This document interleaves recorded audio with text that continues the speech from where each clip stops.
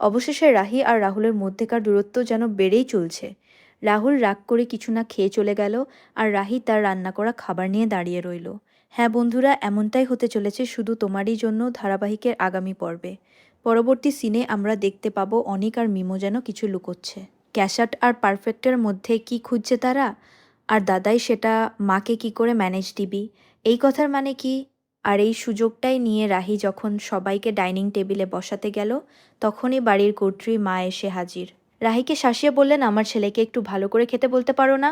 একসময় রাহি যখন নিজের পক্ষে কথা বলতে গেল, মা তখনই কাটছাঁট করে বললেন, তুমি কি বলতে চাইছো আমি আমার ছেলে মেয়েকে মানুষ করতে পারিনি? রাহি হতভম্ব হয়ে গেল। ঠিক তখনই ছোট্ট টিনটিন ঘুম থেকে জেগে সবাইকে থামিয়ে দিল। মামু কিছু খায়নি, পাপা না খেলে তুমিও খাও না। টিনটিনের সরল কথায় সবার মন গলে গেল।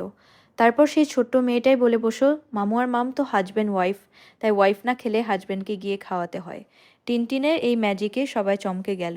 সব মিলিয়ে পরিস্থিতি এমন দাঁড়াল যে রাহিকে শেষমেশ খেতেই হলো। কিন্তু রাতে যখন সবাই চলে গেল, রাহি আর রাহুলের মধ্যে আবার শুরু হলো সেই পুরনো প্রশ্ন, তুমি সেদিন কোথায় ছিলে? ঠিক সেই সময় রাহি ভেঙে পড়ল। সে বলতে চাইল না কেন হ্যারি পুলিশ স্টেশনে গিয়েছিল। অনির সঙ্গে হ্যারির সম্পর্কের কথাটা বা কী করে জানাবে যে নিজের বোন নিজের দাদাকে ফাঁসিয়ে দিয়েছিল। রাহুল বলল, তুমি যদি না বলতে চাও তাহলে জিজ্ঞাসা করব না, কিন্তু তোমার বিশ্বাস আর অবিশ্বাস যে টাইম টু টাইম বদলায় সেটা আমি মেনে নিতে পারছি না। তারপর রাতে রাহি ঠাকুরের কাছে প্রার্থনা করতে গিয়ে ফুঁপিয়ে উঠল। রাহুলকে পুরোপুরি সুস্থ করে তোলা, তাকে টুর্নামেন্টে জিততেই হবে। কিন্তু রাহুলের কি আদৌ আমার প্রয়োজন? আমি যেভাবে ওর পাশে থাকতে চাই, ও কি আমাকে ঠিক সেভাবেই চাই? আর রাহুলের পায়ে ব্যথা যেন বাজছে। গায়ে চাদর নিয়ে শুয়ে থেকেও সেই ব্যথার পাটা বের করে রেখেছে।